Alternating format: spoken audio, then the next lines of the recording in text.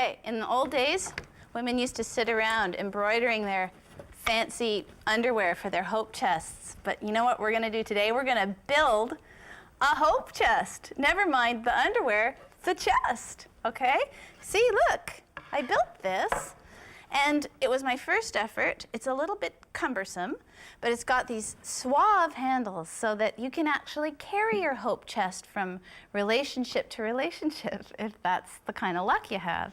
All right, it's got these dainty little plugs that are covering the screw heads, and it's finely finished, smooth. And the lid busted earlier. And I'll tell you what happened. I put little flimsy brass hinges on it, so they just broke right out of there when I flung my hope chest open in a hopeful move. And the little flimsy but delicate brass chain, so feminine, just busted. So I've got some big Mondo chain that I'm going to use for this next effort. But see, it's a very simple crate construction. See, look. See, it just looks like a big crate inside, and it's got a nice cedar bottom that makes it smell nice inside. So, okay, so there's a couple of tricks when you're building your hope chest, and one of them is, if you don't really want to cut a lot of wood to weird dimensions, lay out the bottom first. That's these boards, they make the bottom. And this is the nice smelling cedar I mentioned. There. So that's the bottom. Now these are 6-inch boards, but they measure 5.5 inches because the mills cheat a little bit. So these are 1 by 6-inch boards. So 3 of these don't make 18 inches. In fact, they make 16.5 inches because each of them is only 5.5 inches wide. So there you go. But that's cool because when you go for the lid factor, you can use 1 by 10s and get the perfect size lid. And I'm not going to build this chest today quite so tall because I found this dimension a little bit gawky. So I switched from big 1 by 10 boards to 1 by 8 boards. Now, so you lay out the bottom and then you cut the sides to the exact same dimension as what the bottom works out to be, right? Because when you put the front on, you get that nice facing piece, okay? All right, so once you've got all the boards cut, you just start attaching them to the corner posts. And the corner posts are cut at, I think it's 13.5 inches, because by the time you add the lid and the floor and the whole thing, it's gonna be 16 inches tall. You'll make sense of that as I go along. Okay, so the way to lay this out then, is to lay out 2 of the posts that will be going here and just attach the boards. So we'll build one side, and then we'll build a second side, then a third side, then a fourth side. So it goes together really very simply. You can put bare naked screws into the wood if you like, or you can use a countersink bit, which is what this is. These are cool, because you know why? They drill an extra bigger hole, right? That little business right up at the top there drills exactly the right shaped hole for a screw head to go in. Just put it like this, see? And you can actually drill that so it goes like that deep, and the screw head's way buried, and then you just plug it with one of those little soft little pre-made wooden plugs. So, and also, this baby whips out and flips over, and that's your driver bit, okay? So that you can just put your screw right on the end and then go for it. And one other thing, this is a great day to learn about jigs. This is a jig. Now, you can cut yours from paper or some other easy to work with material. And the reason you make a jig is because you want all the holes to be lined up nicely along the outside of your chest. But if you don't want to take the time to measure 2 inches down and 3/4 of an inch across every darn time, you just make a little jig. And then all you have to do is put your drill tip right at the corner of that jig every time. Cool. All right, so safety glasses on for drilling.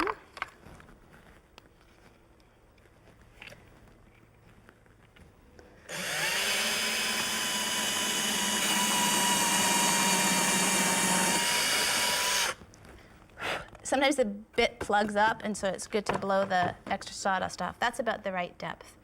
Okay, so now I can screw every chance I get with my smart little screws and my smart little Robertson bit, which is a square-headed bit, which has great purchase. It really grabs the wood.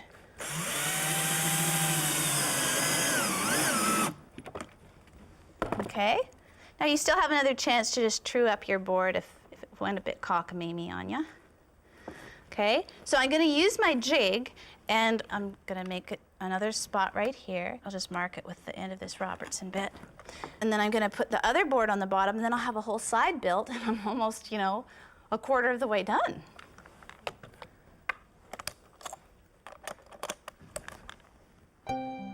If real life were anything like a romantic novel, that old flame you have the bad dreams about would knock on your door one day just as you finish some really heroic accomplishment like laying tile on the kitchen floor, and he would sweep you into his arms and kiss your neck and say, "Can I borrow your drill?"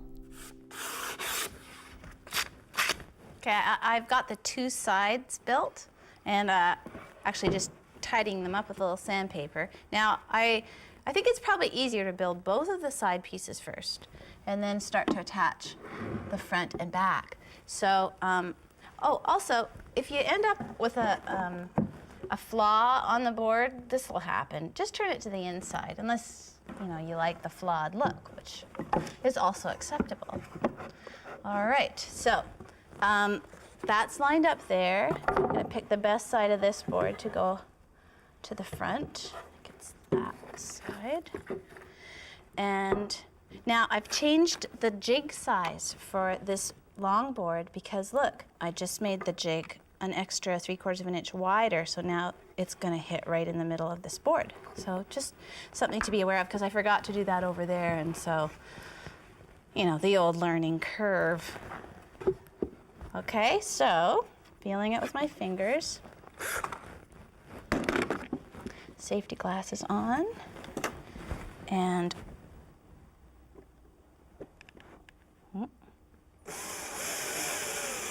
okay, go away. Bye. Okay, now things are shifting a little bit, so I just have to keep adjusting. There.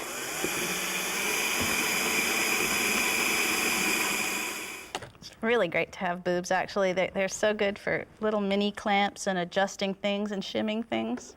I'm so proud to be a woman.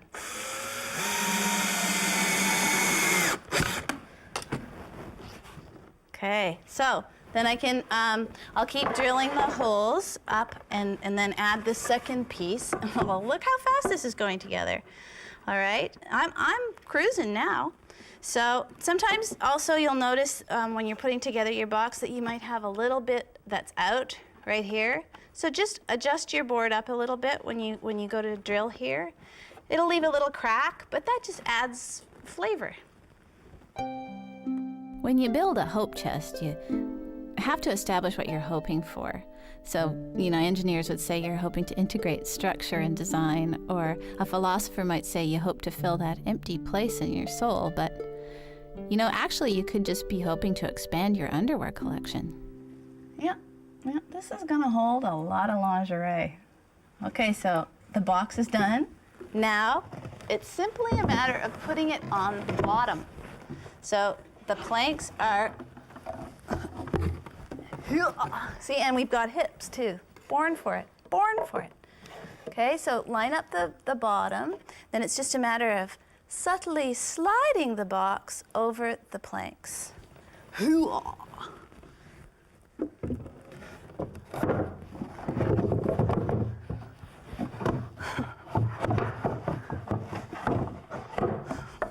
Simply slide the box. This is like,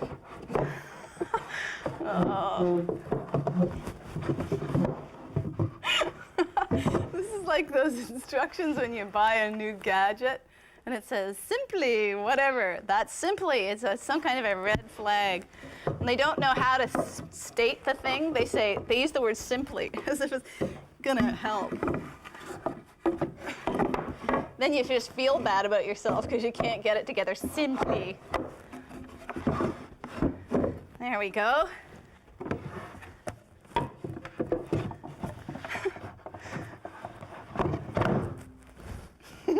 Okay, how easy was that? Exactly.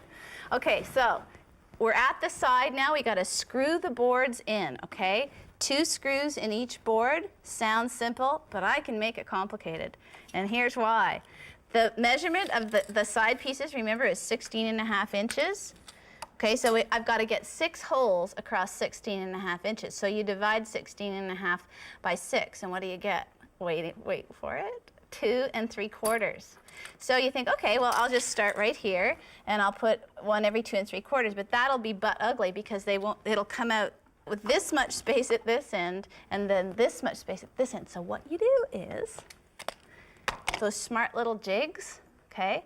You take half of 2 3/4, which is 1 3/8, and you start your first screw there, and that way you're centering the row of 6 holes. Well, this is 1.5 inches wide, right? So you just back it off 1/8 of an inch, and there's your 1 3/8. Ooh, that's complicated, but it's gonna work. No, it's not really, because I set it in from the wrong edge. See, look, from there. Remember the inside edge. Okay, safety glasses are on because the drilling factor is about to commence. These boards are a full inch thick because they're decking boards, so I need to set my drill 1/2 inch up from the bottom. Bingo.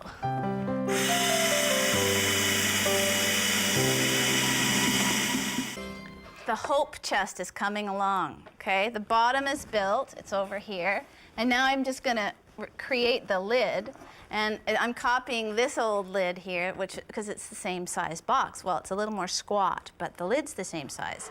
So these are 1 by 10 boards, and the beautiful thing about them is that without cutting them down at all, they fit perfectly on, but they leave a little bit of overhang. There's just a nice little bit of overhang here, so that gives you some purchase when you want to lift the lid on it. Maybe a little too much in my case, but that's okay, because now you're going to know to use restraint. So all these boards are going to do is get strapped together with these little 1 by 2 pieces, and you actually have to cut them a little bit short, 1 inch on either side at least, okay? And if you have a clamp, it's a great idea to actually clamp the boards together, because especially if they've been stored in a moist environment, they tend to cup and twist a bit. So just put a clamp on them, and then feel with your fingers to make sure. There we go. And then all I have to do is pre-drill, again, just like I was doing before, and countersink the screws. I'm going to set it in about, I don't know, 6 inches or so. Right there. And I might even actually, you know what? I'm gonna clamp this too, because sometimes when you're drilling, the board will tend to wander a little bit, and then you end up with a nasty situation because you didn't notice. So I'll just use maybe a smaller clamp here. Okay, I'm eyeballing it now at this point. Eyeballing is good because you're just using your own sense of the perspective of the world. And then you get an intensely personal hope chest out of this deal. Right? So eyeballing's the way to go, I'm thinking. See, I moved it again. There's just no hope, really. So eyeball ho. Oh. Someone in the audience reminded me, I just heard. Okay, say here.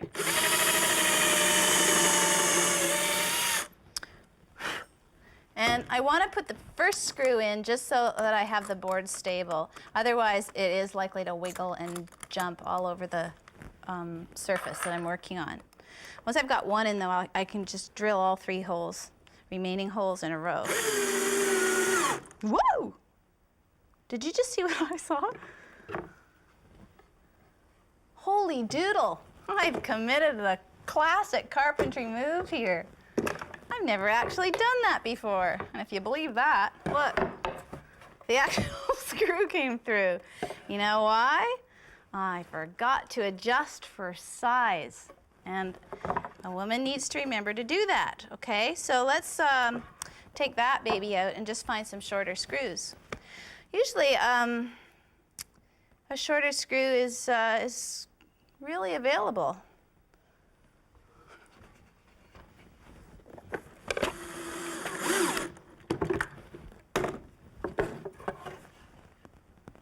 Okay. Yeah, that's really gonna smart when somebody sits on the lid of the trunk. Okay, it's subtle, but it's there. Okay, and you don't want any torn up bottoms over this whole thing, so you gotta get an even shorter screw.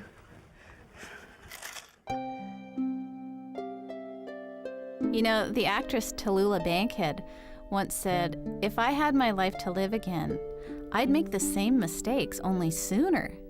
Well, she'd clearly had some experience with screws. Okay, I finished the lid, take my word for it, and I'm moving on in that way that women do. And here I am with the holes drilled already, see, for the rope to come through. And you just tie one knot here, it's not even really a knot, and then you leave enough length so that you can pick the box up without wanging your knuckles on the lid. And then you just make another knot. And then this stuff really frays like mad, so it's a good idea to tape it first with a little bit of tape. And then I'll just wrap it like that. Then cut it off with a knife.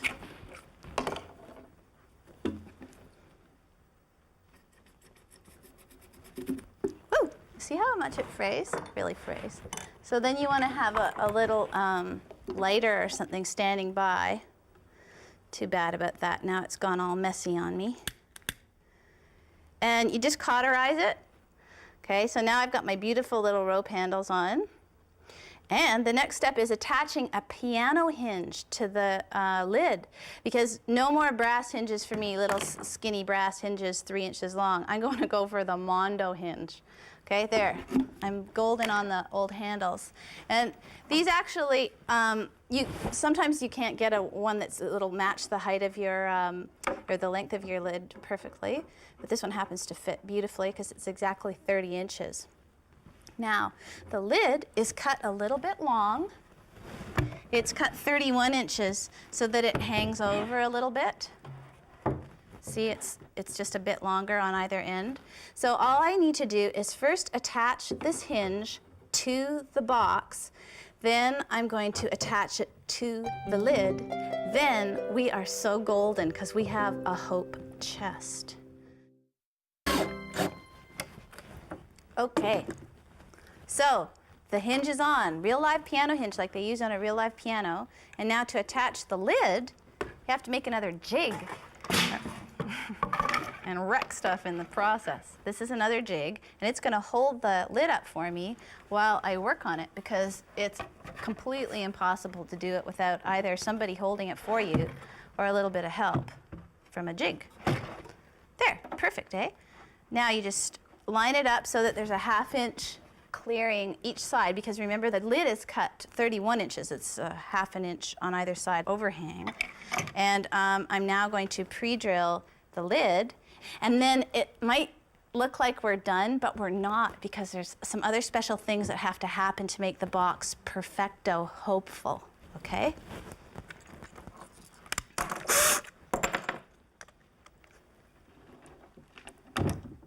Huh?